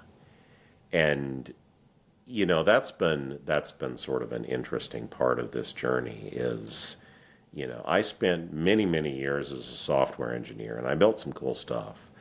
But, nobody ever came to me and said, none of the customers ever came to me and said, thank you for doing this. Because I was always sort of immersed in the sea of this big number of people working together on a product. And then when you go out and you build something yourself and people appreciate it, that becomes personal. So, that's a very special kind of thing. But ultimately, what measures how many people you're impacting like that is the fucks given. Yep. And that's how we help people decide what to do that's actually going to help other people and be what they want, instead of this sort of Keynesian digging big holes in the desert and filling them up again. And that's the worst part of government. It's not just that it takes a lot of your stuff. It's that it takes a lot of your stuff and then it pays smart people to do stupid things when they could be doing smart things instead. It's something that I don't think people realize how destructive government subsidies are across so many Oh, yeah. industries. Yeah. Because all it is pure, plain and simple manipulation of free market signals. Yeah. It is, and especially when you're printing that money, Yeah. you're running an ever-growing deficit where, Yeah. where we Yeah. have a Yeah. trillion a Well, year just in the interest anytime expense. you subsidize something, by definition, you're artificially influencing people to do things that people don't actually give a fuck about. Because if they actually gave a fuck, they would pay for it themselves Yep. out of their own supply of fucks. Well, and people think, oh, maybe it's not so bad. I mean, come on, what could be the worst thing? But then, like, you want a very tangible example. Look at Nixon in the 70s. Look Yeah. at all the stimulation to grow as much corn as possible. Corn and Right? soybeans. Yep. And then And now everyone what did we is do with all fat those corn and soybeans? sick. You know, it's like literally, I'm 50 years old. I grew up in the 80s. And let me tell you, people think that what we see around us every day is natural. It is not. The average person today, we would have called them fat in 1980. The people who we call fat today, we would have been horrified. We would have never seen anything like that. And you think about how many people are walking around living lives of absolute despair because they can't stand to look at themselves in the mirror. And they don't realize that the government has literally paid people to poison them and propagandized them to eat the poison. They're not fat because they're lazy and lack character. They're victims.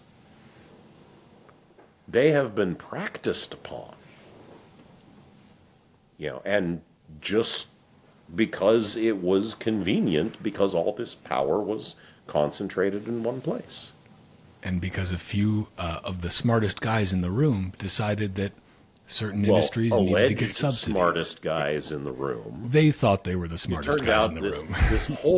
this whole trend in the 80s towards getting rid of fat was based on one series of studies by one guy who, there's something in statistics called an ANOVA, analysis of variance. And he didn't do it both ways. He didn't, prove that fat consumption is correlated to heart disease, prove that heart disease is correlated to fat consumption. He didn't do it both ways. They just decided that saturated fat caused heart disease, despite the fact that people had been eating saturated fat, diets high in saturated fat, for thousands of years. I mean, why were the French not dropping dead of heart disease? Well, maybe it's because fat consumption doesn't cause heart disease. Maybe it's the sugar, which they didn't have. Maybe it's the fact that in 1970-something, the women decided we're not going to cook anymore, we want to be liberated. So, a bunch of companies step in to fill this gap, and it's like they're going to sell you what you buy. And so, we've got all this sugar that we get from processing this subsidized corn, and if we put it in everything, people buy more because it's addictive. And now everybody's fat and sick, and they're saying we need to stop being fat phobic. Well, no. We need to lynch all the Pepsi executives.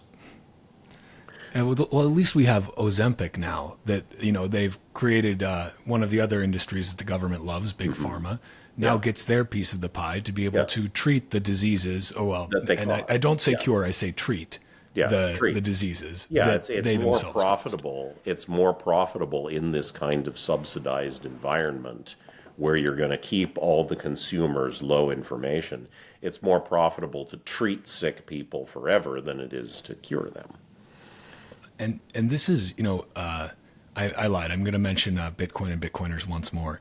But in the context of this, okay, because one of the things that a lot of us in the space talk about quite a bit is the fact that money is not just, it is a tool, but it's also the base layer of society. It's the base layer of civilization. It is how we exchange value and how we are also, with good money, able to store our value into the future. It's how we work together. Yeah, it's cooperation versus coercion. Yeah. And it's always going to be more efficient. But you need a good measuring stick for that cooperation, for those signals to be accurate, as you mentioned earlier. Our signals are a little distorted, but they're still signals, right? It's not quite as bad as the Turkish lira is a worse signal than the U.S. dollar. But money started out as a ledger.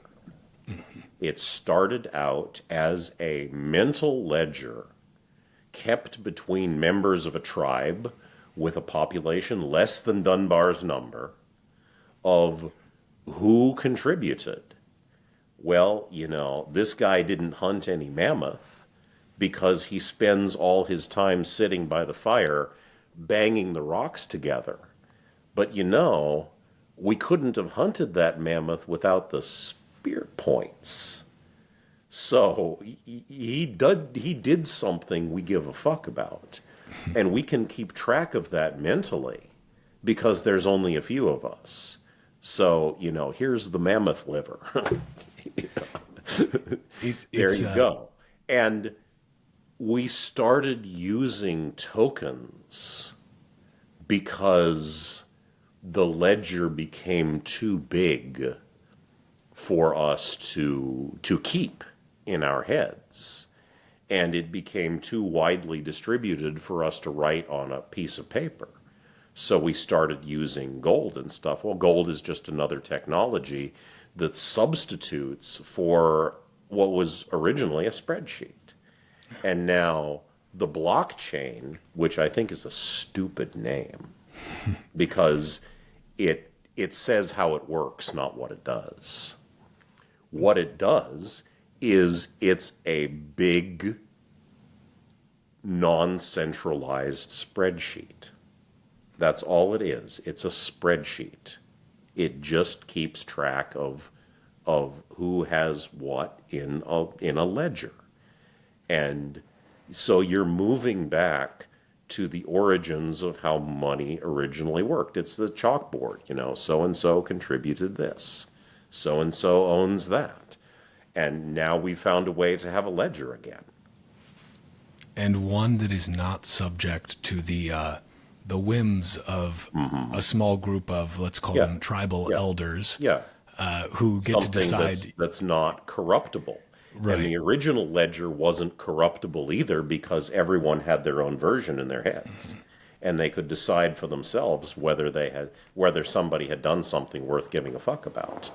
Yeah. And once you moved away from tokens like gold, where the earth and the mining industry is the issuing authority and you can't really fake it, then you started having issuing authorities that were corruptible.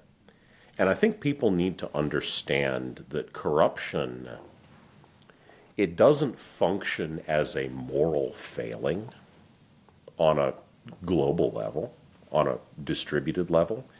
It functions more as a response to incentives. When you are the trusted guardian of a storehouse that is filled with value, the more value there is, and the more people own that value, the greater the incentive to steal from the storehouse. And you can shake your tiny fist and say, he shouldn't have done that. But what you're essentially saying is that, some people should be morally perfect, and that will fix all our problems. Well, if people were morally perfect, we wouldn't have a lot of these problems that technologies are designed to fix. So, the problem is not Joe Biden and his 10% for the big guy. The problem is that you have this massive, robbable store of value that sits there luring corrupt weasels like Joe Biden. So what you need to do is find better technologies for storing your value. It's extremely well said, and I think the part that most people miss is the incentives. Yeah. They look at things and they say, well, this is bad for some reason because people are bad. And there are some shitty people out there. Yeah.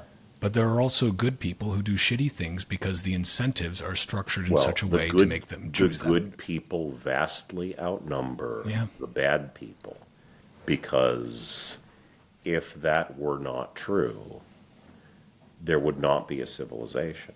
We would still be hitting each other with rocks. Yeah. And this is, I think, the point that also, again, to bring it back to hopefulness, because the fiat currencies that these central bankers have brilliantly engineered with their perfect 2% arbitrary inflation per year, which is just the right amount so you don't realize they're stealing from you, stealing your purchasing power, stealing your wealth. Yeah.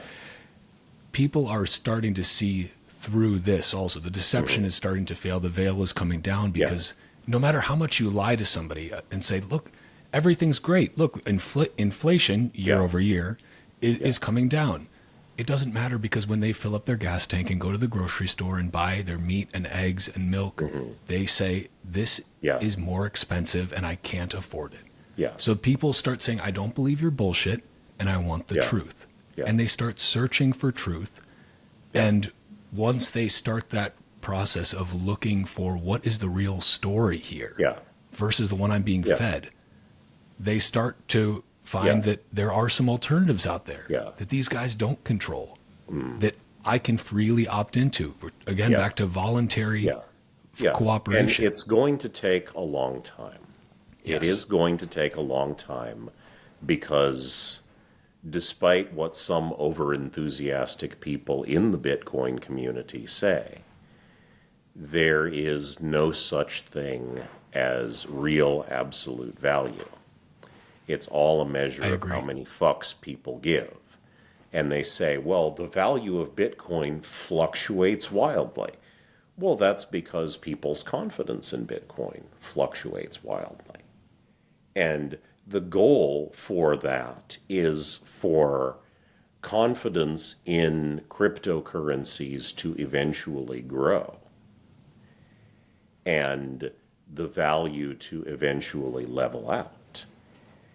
And, people say, they pretend it's this big successful dunk on the idea of cryptocurrency. Well, people are investing in it like it's a growth asset, and it shouldn't be that. It should have stable value. Well, okay, that's nice, but that's the measure of the difference between a good idea and a bad idea, is when you invest in a bad idea, you lose money.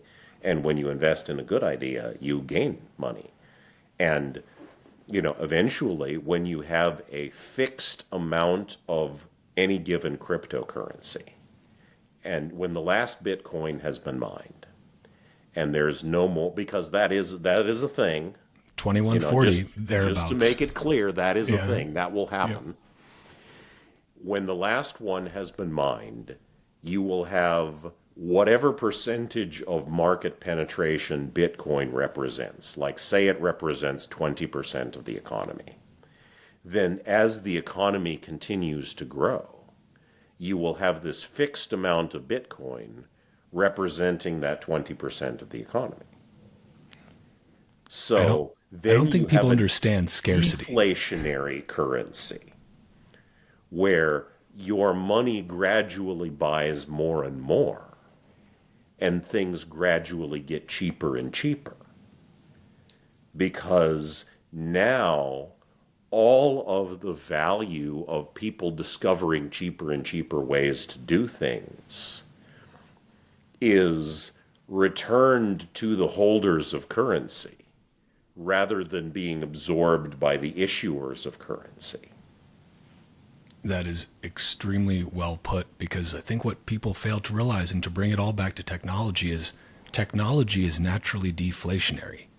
Things Yeah. should get cheaper because Yeah. when you have Because somebody, they're getting easier to make. yeah, look at making it something by hand versus an assembly line as Yeah. a really basic example, Yeah. or an assembly Yeah. line versus an Well, automated assembly line. every good thing that we make starts out as a luxury, and people do not understand that. They're like, oh, how can we?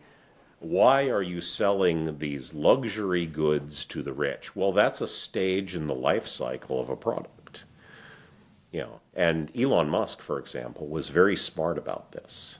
Like, I'm going to make an electric car people actually want to drive. Okay, I'm going to start out by making a rich guy's toy for going wee around a track in, because I can't afford to sell it for less than $130,000 because I've got all this production shit to work out. I need to sell expensive cars, and then I'll figure out ways to make them cheaper. And people don't historically understand, very frequently, that everything started out like this: running water, in-home electricity, plumbing, flush toilets, all luxuries. Things we take for granted today: iron, steel, cloth. Poor people used to wear leather because cloth was expensive. You had to weave it by hand.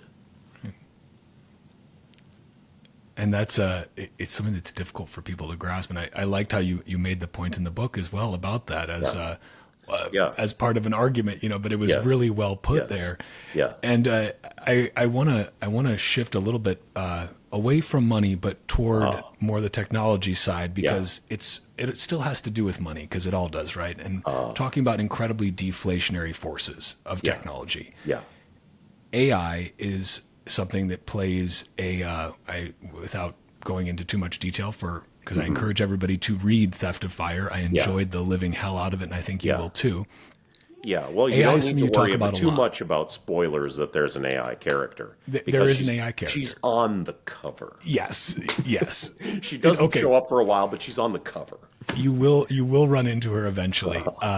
But I love the way you approached AI, because I think you very, if I may, Yes. and I don't ever like to infer what an author meant to do, so I'll just say what it meant to me.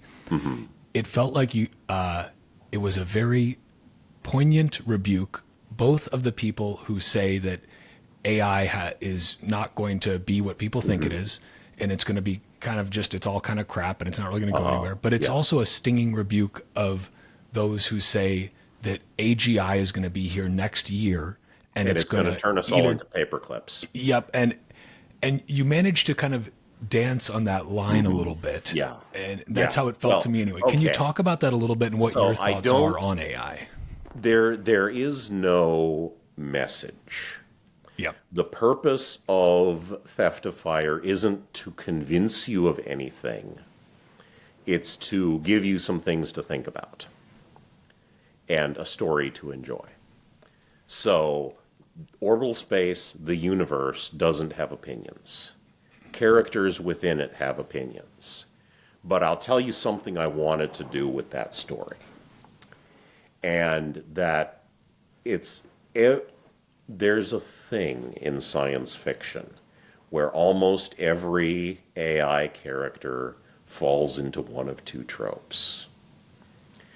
They're either the Terminator or they're Pinocchio. They either want to wipe out humanity or they want to be a real boy.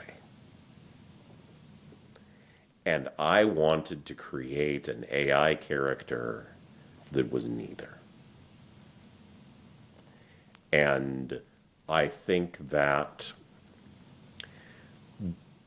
talking now about the state of technology and how I projected it, I think that we approach AI technology not by recreating a living organism in the sense that it makes plans and has volition and so forth.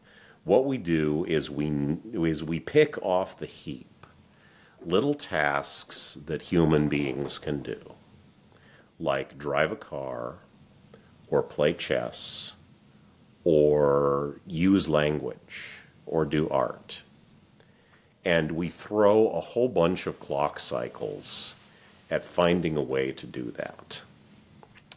And every time we do a task better than a human being, or better than the average human being, everybody runs around waving their hands and says, we're going to create, an artificial human being next year. The problem has been solved. No. No. You just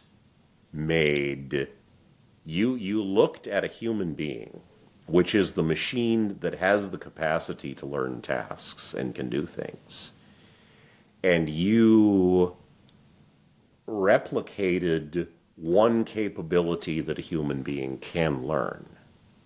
And you said, oh, now we have a human being. Well, no, you don't. You have a really awesome tool, but you haven't even started on the problem of making something that can generally act and learn and grow the way human beings can act and plan and learn and grow. And what I did here was I wanted to take the slice of the very moment that artificial human beings entered reality. So it's like there's only a handful of them in the solar system because they're really expensive and risky to produce. Expensive and risky, that's how everything starts out. Tens of thousands of Bitcoin, if I remember, just for one. Yeah. I didn't use the term billions because we're no longer thinking in dollars. Exactly. It would have been trillions if that was the case, probably. Or yes. Oh God. Yes. I had a sort of a figure in mind for how much a Bitcoin is worth in this future in modern dollars, and it's a pretty high one. Yeah. So I wanted to enter just at the cusp, and I made the guess that when we crack this problem, it's probably going to be by copying evolution's homework. It may not be through like plugging a human being in and literally copying them the way it happens in the book, but it's probably going to be through looking at and trying to imitate some of the deep structure of the brain. I liked the way you wove it in with the now that you've said it, I feel comfortable saying it. The copying of a human, because it was basically implying that, look, we couldn't figure it out the way we thought we were going to figure it out. It didn't. The artificial AGI did not work like that. Yeah. We had to basically, if we wanted to create something that was like us, we had to copy us. And I thought that was very interesting, and also came with its own set of baggage, which added a nice touch there. Yeah. It's very much a story about some of the human consequences of technology, and some of the post-human consequences of technology, because without saying too much, only one of the characters on the cover is actually a human being. Okay. Oh, I don't want to give anything away, because I do really recommend that people read Theft of Fire. Because it was. I recommend it as well. That would make me very happy. You don't say. May I ask? Because you came out with Theft of Fire, was that just in November? Was it? That was November 11th was our publication date. And I understand from seeing some of your posts, you were planning on doing 3 initially, but now it may be 4. It's going to be 4. Does that mean 4 may turn to 5? Or I are we? don't think so. I think I have a better handle on it now. Okay. Because I am very much an architect type writer. I plan everything. And in fact, the last scene of the last book is actually written. Really? Yes. Yes, I know what the last sentence of the whole series is. So, and I know exactly where it's going. There is a master plan. Okay. And the thing that happened to me was that between the end of the first book, where an important thing happens, an important piece of progress is made, and the beginning of the fourth book, where we're pretty far in the future and there are some significant consequences, the things that had to happen between X and Y would become very, very sketchy and more like a summary if they were to fit into one novel. And I spent a couple of months after I published Theft of Fire sort of trying to stuff all of this in a suitcase and jumping up and down on the lid trying to get it closed, and it just wasn't working.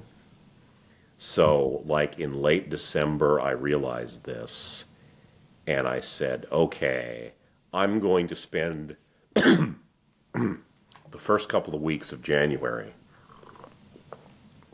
just taking everything I have, and I typically write about 25 to 40,000 words that readers will never see, just in summaries and structure and notes and so forth.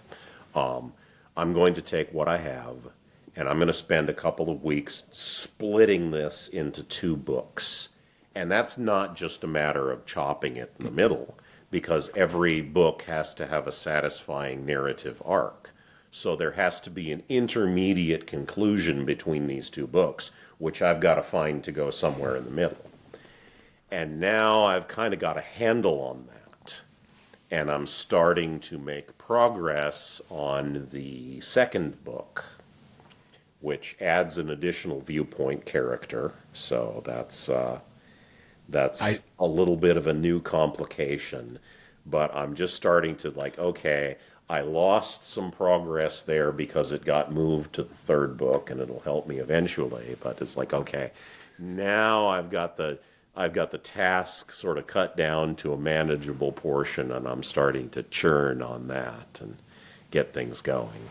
When do you think, I don't know, may I ask when you are aiming to try and get out the second book then in the series? Well, I don't want to be George Martin. Fair enough. And, George Martin committed 2 sins. The first sin he committed was not finishing for 13 years and counting. I think it's 13 years. This is something like that, some outrageous amount of time. But the second sin that George Martin committed, which was far more egregious, was lying to people. So I want to be completely transparent and honest and say, number 1, I'm not a fast writer because I am very perfectionist. And I hope that came through in the novel. It did. And, number 2, I'm new at this. This is my second novel. So my ability to estimate is not very good. So when I say I hope to publish next November 11th, that is a hope. That is not a promise. So I promise I'm not going to be George Martin. Fair enough. Well, as you say, I hope I can get it out by the end of this year. It may stretch to a little later than that. You've got to forgive my eagerness. I'm just looking forward to the next part of the story. I completely understand. I've had people mention George Martin and Patrick Rothfuss in my timeline 2 weeks after I published. And I'm like, okay, chill. Really. Yeah. Seriously, chill, or I will reach through the screen and smack you. But I understand the anxiety. And I understand that often these expressions of eagerness for a sequel, precisely because there's so few good stories out there now, it's like, I take it as a compliment, but at the same time, I do need people to be understanding that this is difficult. This is not easy. The bonus is it gives me time to read it again and redigest. So that's a good thing. And, as you say in the book, plans are a list of things that'll never happen. One of the things that I hope to do is inspire other people to get on their own writing process. Because I can't, shut up, because I can't single-handedly resuscitate science fiction.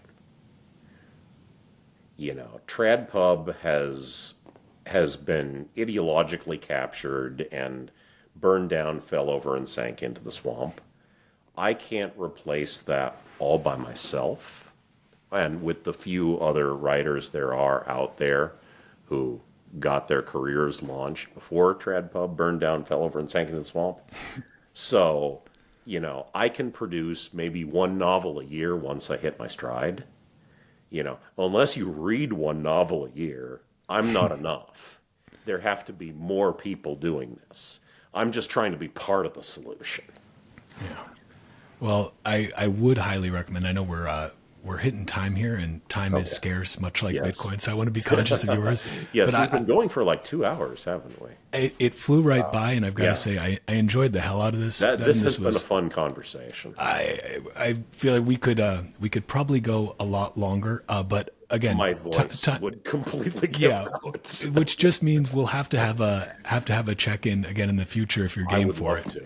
But I will make your agent happy. So read Theft of Fire. I really and truly enjoyed it. If you are a Bitcoiner who has probably not read anything but Austrian economics and various short form articles on Bitcoin in the last couple of years, give yourself the permission to read some really great science fiction, and you will enjoy it. And yes, Bitcoin is even mentioned multiple times, so it's like you're reading something about Bitcoin too. You don't have to feel guilty.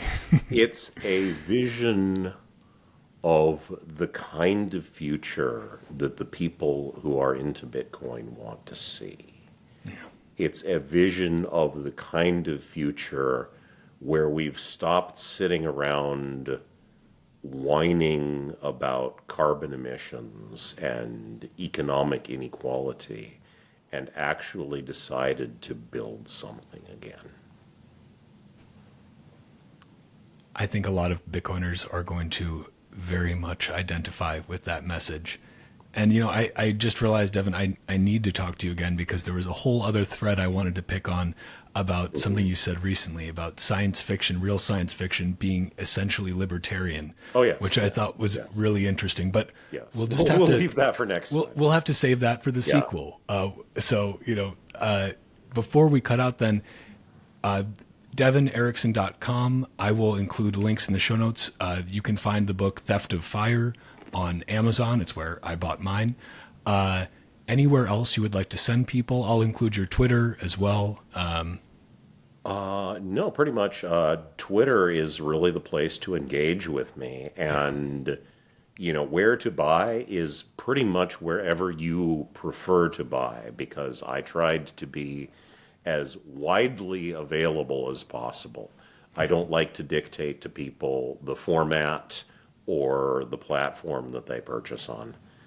Well, again, optionality my agent is a is good making thing. desperate gestures over here, so I will indulge her for 2 seconds, but you better get to the point. For your readers who prefer things that are without DRM. Yeah, we have DRM free you platforms. You can find a link on his website, and it's Smashwords. There are I think a few others as well, but there are DRM free platforms for people who are into that particular crusade. Okay. Well, I'll include the links on the website, your Twitter as well, and I'll send you a quick note on Nostr as well, because I think it might be something that you would find very interesting. for Yeah. censorship-resistant social media. Yeah. But that's a topic for the sequel conversation as well, I think. Yeah. I would definitely love to come back. This has been tremendous fun, and I hope that it is as fun for your listeners as it was for us. Well, you know what? Honestly, fuck them. But I think they'll enjoy it. And I like to end this by saying Bitcoin is scarce, but Bitcoin podcasts are quite abundant. So thank you again for sharing your scarce time for another fucking Bitcoin podcast. And I look forward to doing this again. Look forward to reading the next one in your series. And until then, I'll see you on the internet.